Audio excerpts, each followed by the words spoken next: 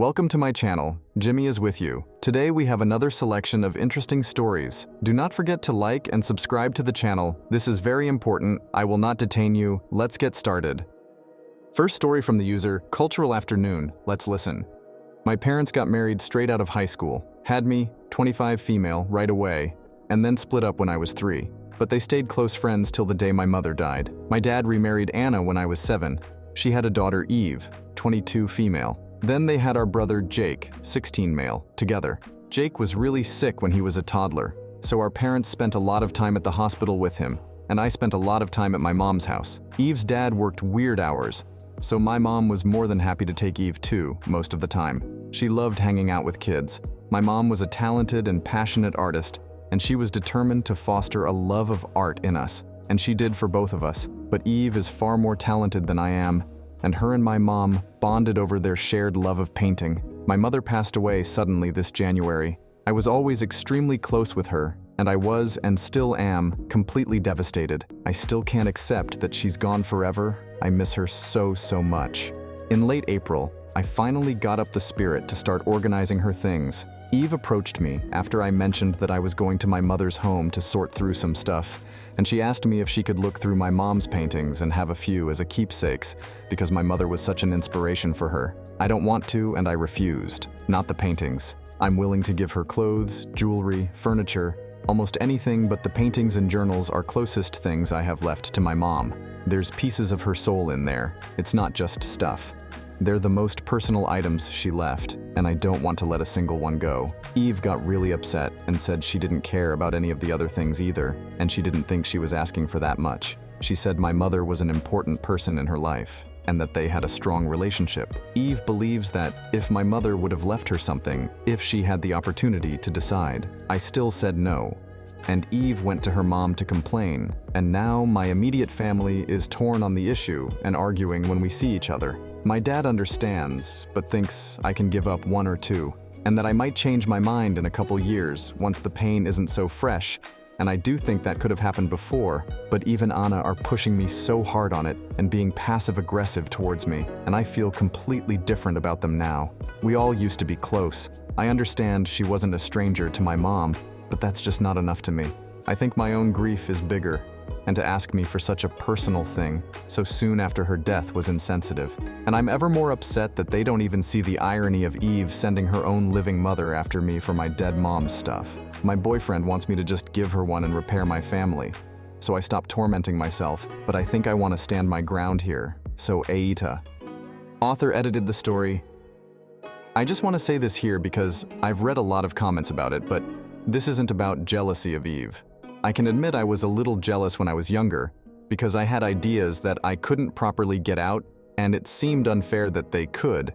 But when I got to high school and discovered the medium that worked for me, film, the frustration I felt at not being able to express my creative thoughts properly melted away, and the jealousy went with it. This is fully about what my mother's paintings mean to me. Author update this story. It's been a while, but I was thinking about my last post and thought I'd make an update. It's kind of a mess and I can't make it flow like a story, so I'm gonna do bullet points.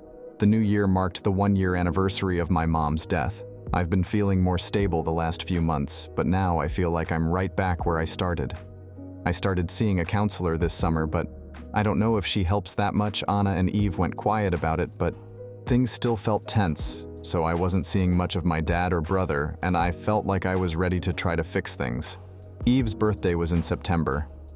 I thought the suggestions from my first post were really good, so I went through my mother's paintings and journals and had a coffee table type book made with 20 prints I thought she'd appreciate most, and their corresponding entries. And it was so hard. I wasn't ready to go so in depth, but I thought it would be worth it. Eve seemed receptive but underwhelmed. I don't know what words I want. But she said thank you and was looking through it, and then after a few minutes, Anna said, "All that time for some prints?" And then Eve said, "It's not the same. I didn't want to fight, but I didn't want to cry either, so I just left right then. I wanted to rip it out of her hands, but I didn't. My dad called me and apologized, but I told him I didn't want to go back home and see Anna or Eve for a while. The biggest thing that changed is that Anna's mom passed just after Thanksgiving. She was sick for years, so it was sad, but not shocking. But I think Anna's whole perspective shifted. She sincerely apologized to me a few days after the funeral, and I don't think my trust in her is restored yet. But it's a big step, and I told her that I forgave her. So things are better between us.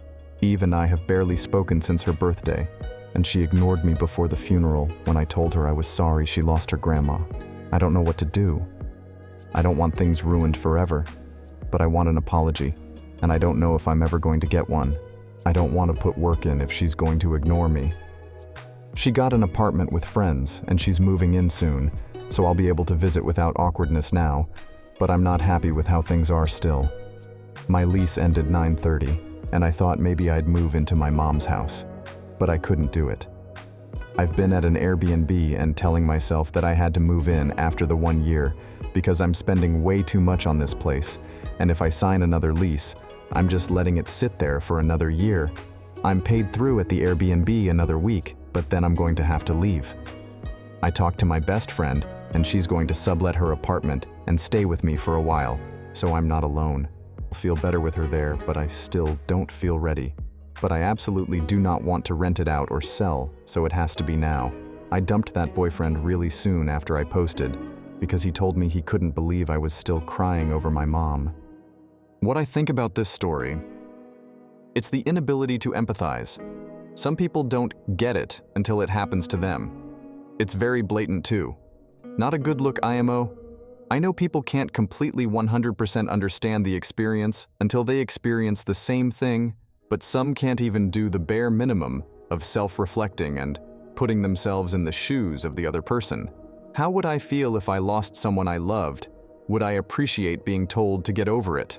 Even if they can't empathize, they should know that being insensitive about death of a family member is inappropriate and wrong, especially if someone else's grief doesn't affect them in any way. They just are annoyed by it, I guess. Inconvenienced? Even if they eventually get it after experiencing it themselves, it doesn't magically erase their original behavior and words, and they sure as hell aren't entitled to forgiveness just because they get it now. Let's check the user's comments. Devil's advocate here. OOP is in the throes of grief and may not be a reliable narrator. Eve made her request in April. OOP's mom passed in January. 3 months is a long time, and it's possible that in her anger, OOP omitted any gestures of goodwill from Anna and Eve. If Eve and OOP's mom were as close as she herself claims, it isn't an unreasonable ask for Eve to have a couple of paintings. OOP's mom was a lifelong painter, and she likely had dozens and dozens. They had enough to make a damn book after all. We can dress Eve down for asking about the paintings 3 months after the passing, but these are the sorts of conversations that will occur when you start organizing the things of the deceased. Oopie avoids the topic of what her mom would have wanted. It's pretty likely that if Eve and her were close, that Oopie's mom would have been fine with Eve having a painting or two. Oopie's decisions seem to have been mainly based on her own personal feelings versus the best way to respect the deceased. I keep reading comments saying that Eve immediately demanded some paintings, and it's making me feel crazy. Eve waited until OOP said she was going to start organizing her mother's belongings, which is the obvious time to make a request for an item. OOP is also vague about the specifics of the harassment she received from Anna and Eve, but a lot of commenters are assuming the worst and inventing scenarios that OOP has not described. I'm putting a lot of the blame for the situation on Anna, who seems to have taken every opportunity to make the situation worse instead of calming things down and being the voice of reason one would expect. Your comment properly captures my feelings when reading this post. While it is truly heartbreaking for the OOP to have lost her mother, it does sound like Eve also lost a motherly figure. The way the OOP talks about their relationship, it sounds like Eve also lost someone she considered to be a secondary mother. If the OOP had a direct sibling from her mother, would she have reacted the same way had they asked her for a painting or two? Out of what I can only assume is dozens, if not somewhere in the triple digits. The mother was an avid painter for 25 plus years. It also sounds like Eve and OOP's mother bonded over painting, more than the OP did. It makes sense that Eve would want, and I honestly think she genuinely deserves, an original piece from her. We are all here giving the OOP the empathy, knowing that she is dealing with major grief from the loss of her mother. I just don't think people are giving Eve the same benefit. It also sounds like Eve is probably reacting from a place of loss and grief too. She also lost someone dear to her, and I understand where her responses are coming from. Her request isn't that unreasonable if you think about it. I also think that while the Book of Prince would have been a good thing for other people, for someone as genuinely close to the deceased, who was there for the actual painting of a lot of the pieces, giving her an original truly honors the mother's memory.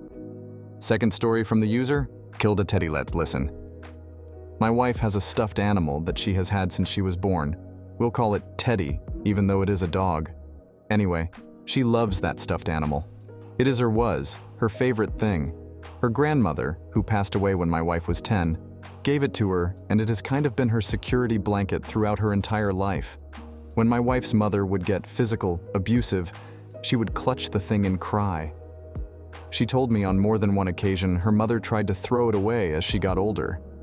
She had to dig through the trash and save it and hid it from her mother until she was away at college. At one point, when she was younger, her mother threw it in the dryer and singed the hair and laughed when she gave it back to her. Her mother wasn't a nice person, but that's neither her nor there. I'm just trying to tell you the connection she has with Teddy. Whenever she's been sick or had an injury, surgery, Teddy has been in bed with her, comforting her. Anyway, a few weeks ago, my wife found out she was pregnant. We haven't told anyone yet, hence the throwaway account, and have been trying to keep my wife healthy throughout the flu season. She works as a teacher, so we've been trying really hard to be sanitary. Long story short, Teddy was filthy. Just absolutely disgusting after years of cuddling, sweat, tears, drool, and the occasional trash dive. I'd been after her for years to wash the thing, but she was against it because of the dryer incident. I was finally able to convince her last night that it was time to wash it for her health's sake. We washed it on delicate and then put it on tumble dry. The tag was so faded and frayed you couldn't read the washing instructions. But our dryer is a piece of and Teddy got caught somehow and was ripped apart inside the dryer beyond repair. My wife is absolutely devastated, and I feel so ridiculously guilty. I kept apologizing, and she kept crying. She took the day off work today, partly because she is having bad cramps from the pregnancy, partly from the sadness of losing the favorite thing from her childhood. She was up in bed this morning crying because she was sick, and also because she didn't have Teddy there to be with her. I feel like I upped something fierce here, Reddit. How do I fix this? Is there a way to fix this? How do I make this all better? Author update this story. Teddy lives. Teddy is patched up and he's clean. Seriously, thank you everyone that offered to help out. The fact that so many anonymous people on the internet were that invested in helping out my pregnant wife was amazing. She got him back over the weekend from her family friend and he looks great. We also got her on some new prenatal vitamins that don't have iron in them, so she is feeling less sick all the time, so that's good too. I'm taking a half day to take my wife to the doctor for our first ultrasound later today. What I think about this story. I'm so relieved that this was fixable for OP's wife and OP. I remember some of my stuffies that got me through some rough times. If I lost any of them during specific rough phases, it would have been more of an uphill battle to recover. I hope OP and wife are enjoying their time with Kiddo. Kiddo is 89YO now, and that OP's wife shared the lore of her beloved stuffy. Let's check the user comment. This made me ridiculously happy. Thanks OP for posting this, as I'd missed the original. I have to confess, I ruined a teddy too, my brother's teddy bear. I ended up with Boo Boo after the Yogi Bear cartoons, but I intended to send him to my brother. He's 5 years older than I, but had kids later, and his firstborn was still an infant. Anyway, one day my son came home from school with a note saying head lice were going around his kindergarten class. Too late. I found nits in his hair. I freaked out. Got anti-lice shampoo and also washed everything that would fit in the washer. Stupidly, I poured bleach in the load that had Boo Boo in it. He emerged with neon yellow fur. No other stuffed animals were injured. I felt terrible. I found a doll hospital and shipped Boo Boo there. He came back in a cute box with air holes in it. Unfortunately, they'd basically replaced his fur, so he didn't look at all like the original Boo Boo, but at least my brother's kids got to know him. Thanks to everyone who watched to the end. Thanks for your support. See you in the second video today. Bye-bye.